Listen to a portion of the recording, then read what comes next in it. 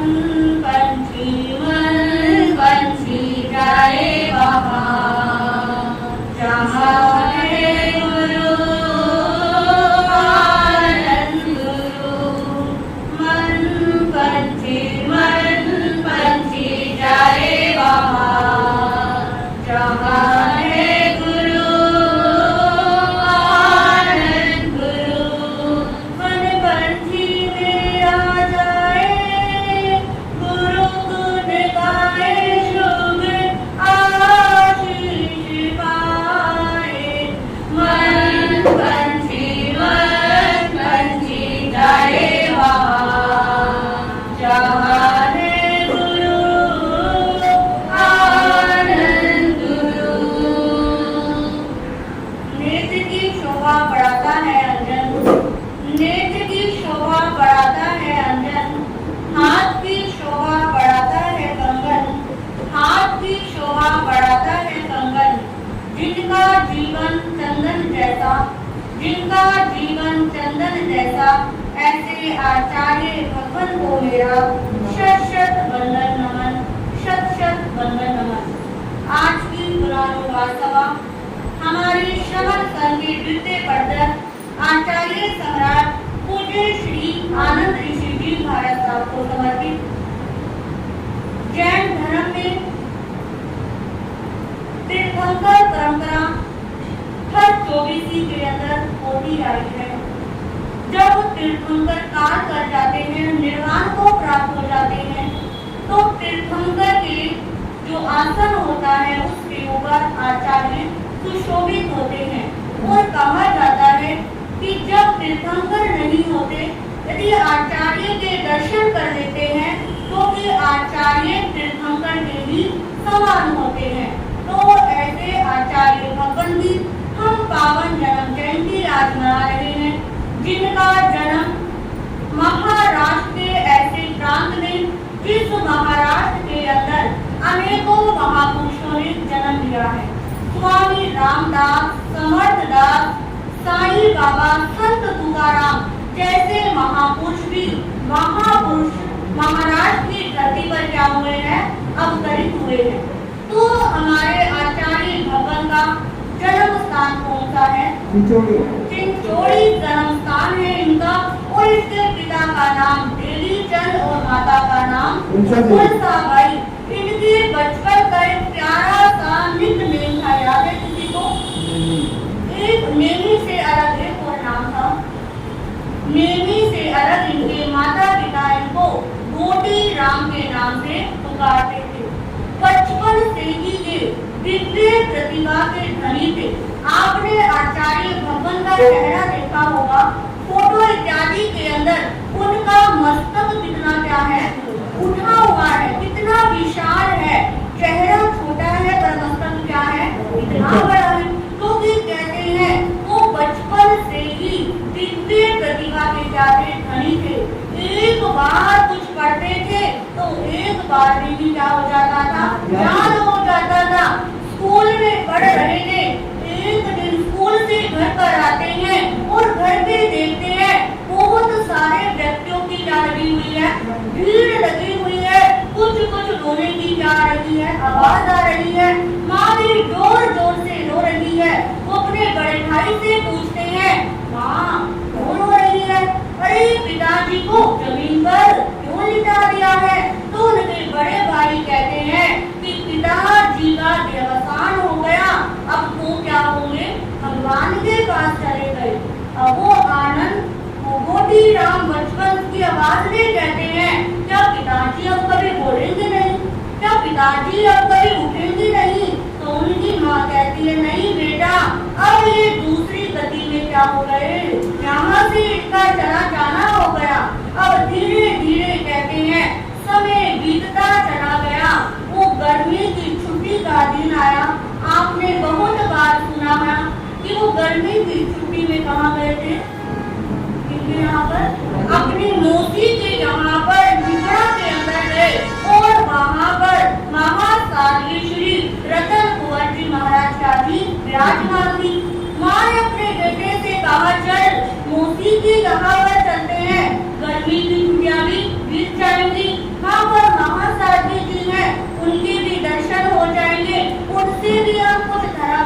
करना सीख लेंगे। अब दोनों काम कहाँ पर हो रहे हैं, अब वो भी समय आया। अब मासी के घर से कहाँ आना है, अपने चिंचोड़ी ग्राम में आना है। वो भी घटना हुई कि जाने से पहले महासाध्वी जी का क्या सुना, मंगल पाठ श्रवण किया। और उस समय यातायात के इतने साधन नहीं थे, बैलगाड़ियों में क्या होता था, यातायात। अब वो माँ अपने बच्चे को लेकर गांव निबड़ा से कहाँ आ रही है, चिंचोड़ी की तरफ आ रही है। ऊपर खाबड़ रोड होती थी, आज की तरह तो कोई पक्की रोडें नहीं, कहीं मिट्टी है, कहीं पानी है, कहीं पत्थर का ढेर है। अब वो बैलगाड़ी चलते चलते कहते हैं उसका पहिया क्या हो गया, अलग हो गया। और जैसे ही पहिया अलग हुआ और बालक गोटी एकदम से उछला, बैलगाड़ी कहाँ, माँ कहाँ और बेटा कहाँ। अब माँ कहाँ, बेटे तो एकदम से क्या हो गया, कांपने लग गया, क्योंकि माँ बच्चे की वेदना देखकर अपनी वेदना क्या हो जाती है, भूल जाती है।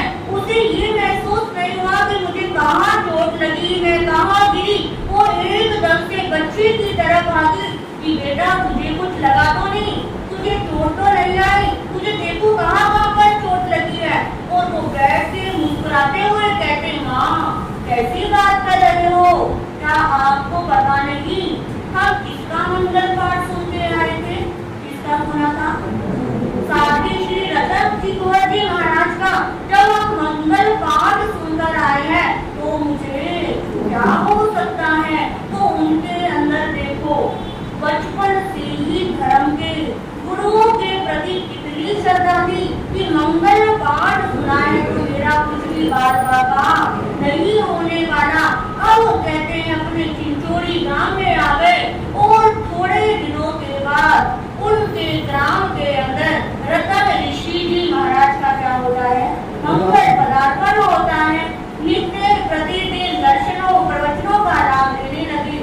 एक दिन माँ अपने बेटे के साथ गुरुदेव के चरणों में बैठी हुई थी और गुरुदेव अचानक बोल उठे, माँ आज मैं तुझसे चीज मांग रहा हूँ, क्या तू मुझे देगी। क्या कहा, एक चीज मांग रहा हूँ, क्या तू मुझे देगी।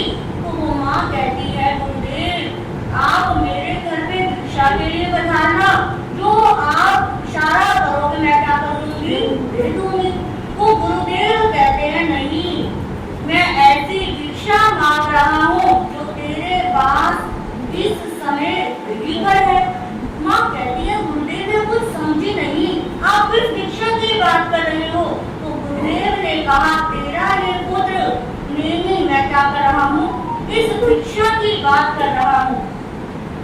अब गुरुदेव कहते हैं, माँ कहती है, गुरुजी अभी तो ये क्या है, बहुत छोटा है, अभी से मुझे क्या पता इसके बड़े होने के बाद ये दीक्षा लेगा भी या नहीं लेगा। परंतु गुरुदेव कहते हैं, ब्याह तू चिंता मत कर, मुझे दिख रहा है कि इसके मस्तक कह रहा है कि ये बड़ा होके बहुत बड़ा संत महात्मा बनेगा। ये तेरा ही नहीं संघ और समाज का नाम भी क्या करेगा, रोशन करेगा। इतने में गुरुदेव की निगाह मिलती है बालक देवी से और कहते, बेटा तू दीक्षा लेगा ना। तो वो बेटा वो आनंद कहता है, गुरुदेव जैसी मेरी माँ की आज्ञा होगी मैं तो क्या करूँगा, उसी आज्ञा का पालन करूँगा। क्योंकि अब पिताजी का तो क्या हो गया, देवस्थान हो गया, अब पिताजी है नहीं, अब माँ की जिम्मेदारी मेरी है। मैं बड़ा होकर माँ का ध्यान रखूंगा और माँ मुझे जैसा कहेगी मैं क्या करूँगा, वैसा ही करूँगा। अब गुरु माँ कहती है, गुरुदेव अभी तो ये छोटा है, जब बड़ा होगा जैसी इसकी इच्छा होगी वैसा क्या कर दूंगी, मैं कर दूंगी। अब कहते हैं समय आगे बीतने लगा, बढ़ने लगा। समय पर गुरुदेव के पास पहुँच के धर्म आराधना करने लगे, वो समाई के पाठ सीखने लगे, भक्तामर इत्यादि सीखने लगे। और वो भी समय आया, गुरुदेव ने कहा, माँ अब वो समय आ गया है, तू मुझे क्या कर दे, वो दीक्षा दे दे, यानी कि मुझे अपना पुत्र क्या कर दे, समर्पित कर दे। अब मेरी गांव के अंदर गुरुदेव का चातुर्मास था और वहाँ पर बालक नेमी को माँ ने क्या कर दिया, गुरु गुरु चरणों में समर्पित कर दिया और कुछ समय अध्ययन गुरुदेव ने कराया और उनकी क्या हो गई, दीक्षा हो गई। दीक्षा के समय उनका नाम रखा गया आनंद। आनंद नाम क्यों रखा गया? क्योंकि एक होनहार शिष्य को पाकर गुरुदेव के अंदर एक विशेष आनंद की अनुभूति हुई थी, इसलिए उनका नाम क्या रखा गया, आनंद रखा गया। अब दीक्षा हो गई।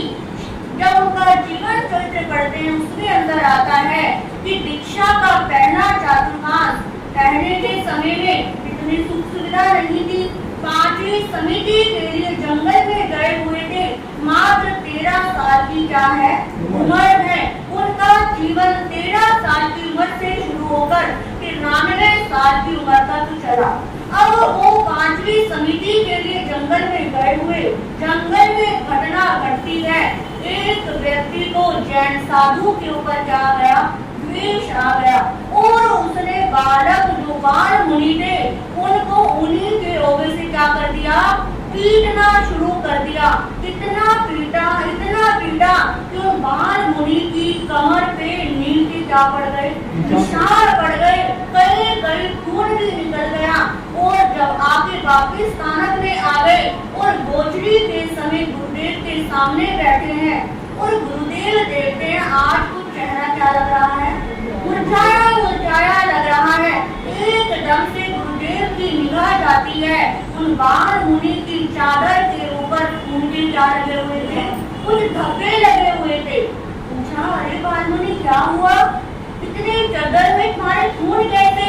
अब वो कहते हैं गुरुदेव कुछ नहीं, मैं 5वीं समिति के लिए गया था और जंगल में एक व्यक्ति ने क्या कर दिया, मुझे इतना पीटा। अब कहते हैं गुरुदेव ने जब उनकी चादर हटाई, उनकी कमर देखी तो उनकी आंखों में क्या आ गए, आंसू आ गए कि कितने 13 वर्ष की उम्र और इतना परिचय क्या करा, सहन किया। देखो 13 वर्ष की तो क्या होता है, एक मासूमियत सी उम्र होती है, शरीर भी कच्चा होता है और बाल मुनि आनंद को देखकर गुरुदेव के आंखों में आंसू आ गए कि तूने कितना महान कष्ट क्या किया है, सहन किया है और एक बार भी आकर मुझे बताया नहीं कि गुरुदेव ऐसे ऐसे मेरे साथ हुआ और तू चुपचाप क्या करता रहा, बैठा रहा। अब कहते हैं बचपन से ही उनके अंदर इतनी क्या थी, सहनशीलता थी। आज के समय में तो जरा सा कुछ होता है हम क्या पा देते हैं, इतना सारा हल्ला पा देते हैं, परंतु हमारे आचार्य भगवान कितनी सहनशीलता थे, धनी थे। अध्ययन की उनके अंदर क्या थी, विशेष रुचि थी। उन्होंने पाखड़ी बोर्ड की क्या करी, स्थापना करी, क्योंकि उनके गुरुदेव का एक सपना था कि मेरे जैन समाज में सारे साधु साध्वी क्या हो, शिक्षित हो। उससे पहले साधु संतों को पढ़ाया लिखाया नहीं जाता था कि जो सुन लिया, पढ़ लिया, थोड़ा बहुत कुछ कर लिया, परंतु आचार्य भगवान के जो गुरु रतन ऋषि जी महाराज साहब थे उनका अंदर से मन था कि हमारे संतों को क्या होनी चाहिए, हर भाषा का ज्ञान होना चाहिए। आचार्य भगवान ने अपनी 85 ईयर्स तक संस्कृत, प्राकृत, मराठी, फारसी, अंग्रेजी, अरबी, उर्दू, उनको 13 भाषाओं का क्या था, ज्ञान था। उनको हर भाषा का मुझे ज्ञान आना चाहिए। तो आचार्य भगवान ने हमारे संघ के लिए भी क्या करा है, बहुत सारा योगदान दिया है। क्योंकि वो समय ऐसा था जब अंग्रेजों का क्या था, जमाना था। आचार्य भगवान ने सोचा कि अब समाज क्या है, सारा अलग अलग है। उस समय संप्रदायवाद भी क्या थे, बहुत सारे होते थे। हर साधु अपना संप्रदाय क्या करता था, चलाता था। तो आचार्य भगवान ने सोचा कि सब संतों को क्या करना चाहिए, एक करना चाहिए। अब उन्होंने ब्यावर के अंदर एक साधु सम्मेलन क्या करा, बुलवाया, जिसके अंदर 9 संप्रदाय के क्या थे, साधु साध्वी इकट्ठे हुए। 5 दिन तक मीटिंग चली और उसमें से 9 में से 5 संप्रदाय क्या हो गए, एक हो गए और 4 संप्रदायों ने आचार्य भगवान की बात को नहीं माना और उन 5 संप्रदायों के आचार्य को संप्रदायों ने मिलकर आचार्य श्री आनंद ऋषि जी महाराज साहब को आचार्य पद पे उठाया। अब हम कहते कहते हैं ये हवा थोड़ी थोड़ी क्या होने लग गई, हर संघ में, हर समाज में फैलने लग गई। आज की तरह नहीं कि एक मैसेज किया और 1 मिनट में कहां से कहां। पहले समाचार पहुंचते हुए लेटर का प्रयोग होता था, कभी कभी कोई टेलीफोन इत्यादि हो जाता था तो समाचार को पहुंचने में क्या लगता था, समय लगता था। अब कहते हैं धीरे धीरे ये समाचार पहुंचा कि सब संप्रदायों को क्या होना चाहिए, एक होना चाहिए। 1952 के अंदर जहाँ पर बड़ी सागरी के अंदर वापिस से क्या होता है, सम्मेलन होता है, उसमें बहुत सारे संप्रदायों के साधवी आते हैं और वहाँ पर जब मीटिंग होती है तो मीटिंग में हमारे शमन संघ के प्रथम आचार्य पूज्य श्री आत्माराम जी महाराज, जो उस समय वहाँ पर उपस्थित भी नहीं थे, उनको आचार्य पद क्या करा जाता है, दिया जाता है। और हमारे श्री वर्तमान शमन संघ की वहाँ पर क्या की गई थी, स्थापना की गई थी। अभी हमारा जो संघ है उसे हम कहते हैं, अभी हम शमन संघ में दीक्षित है, परंतु अभी श्री वर्तमान नाम क्या हो गया है, लोप हो गया है, सिर्फ क्या बोलते हैं, श्रमण संघ। दिल्ली में इतना प्रचलन नहीं है।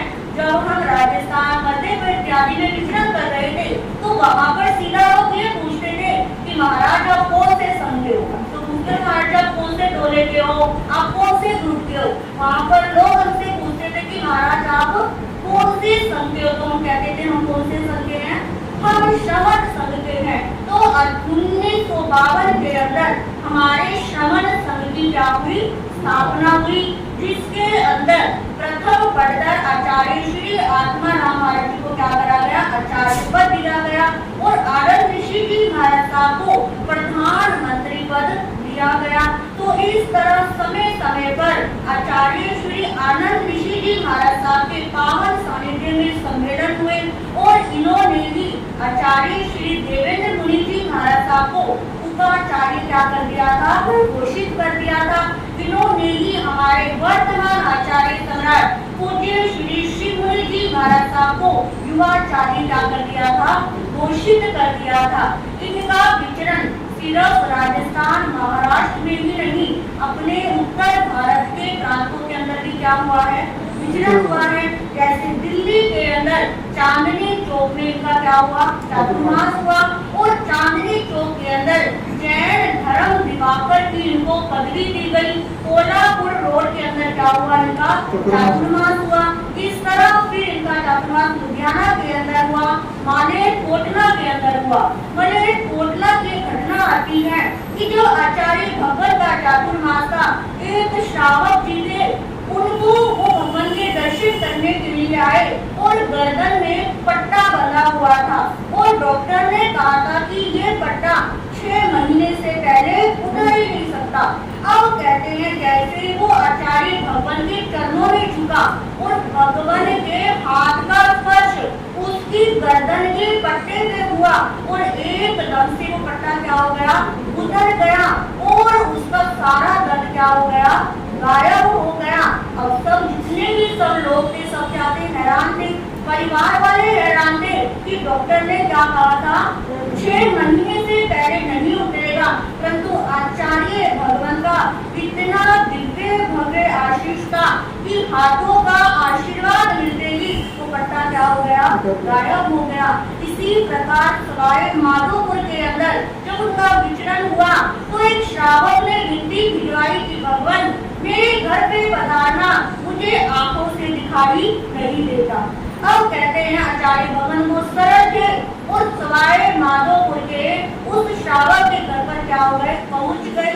पहुंचने के बाद उस श्रावक जी ने आचार्य भगवान के चरणों में क्या करा, मस्तक झुकाया और आचार्य भगवान के पैर का अंगूठा उस श्रावक ने जैसे ही अपनी आंखों पर लगाया और एकदम से आंखों की क्या आ गई, रोशनी आ गई। तो ऐसा दिव्य भव्य उनका क्या था, चारित्र था। चारित्र ही नहीं, वो जीते जाते क्या थे, भगवान थे। अपना श्रवण संघ के सबसे दीर्घ सोच के क्या रहे हैं, वो आचार्य रहे हैं। जो उन्होंने हमारे संघ के लिए किया है सब आचार्य इतना नहीं कर पाते, क्योंकि उनका आयुष काल क्या रहा है, लंबा रहा है। पूज्य श्री देवेंद्र मुनि जी महाराज साहब का आयुष काल क्या रहा, थोड़ा सा कम रहा। और हमारे वर्तमान आचार्य सम्राट पूज्य श्री शिव मुनि जी महाराज साहब, देखिए ये आचार्य भगवान पूज्य श्री आनंद ऋषि जी महाराज साहब की कितनी दूरदृष्टि सोच रही कि उन्होंने इतने वर्ष पहले ही हमारे आचार्य भगवान को क्या बना दिया, युवाचार्य बना दिया। और आचार्य भगवान ने इस संघ को इतना दिया है, शायद कोई आचार्य नहीं दे सकते। उन्होंने रियल चीज क्या लाए है, संघ के सामने लेकर आए हैं कि भगवान महावीर ने क्या साधना की थी, भगवान महावीर ने कैसे अपनी आत्मा का कल्याण किया। उन्होंने उस साधना को क्या निकाला है, बाहर निकाला है। आप देखो, पहले तो लोग ध्यान करने से क्या होते थे, बतराते थे, परंतु आज के समय में ध्यान करना सबको क्या लगता है, अच्छा लगता है। ये किसका प्रतीक है, यह हमारे पूज्य श्री आनंद ऋषि जी महाराज साहब की क्या चल रही है, उनकी ही प्रेरणा चल रही है। और वर्तमान में जो हमारे युवाचार्य जी हैं, ये भी कौन है, महेंद्र ऋषि जी महाराज साहब, ये भी पूज्य श्री आनंद ऋषि जी महाराज साहब के क्या है, पौत्र शिष्य है। तो ऐसे आचार्य भगवान को हम हृदय के साथ क्या करते हैं, नमन करते हैं, वंदन करते हैं कि उन जैसे गुण, उन जैसी भक्ति हमारे जीवन में भी आए। भजन की कुछ पंक्तियां सभी एक साथ गुनगुनाने का प्रयास करेंगे। जय आनंद आनंद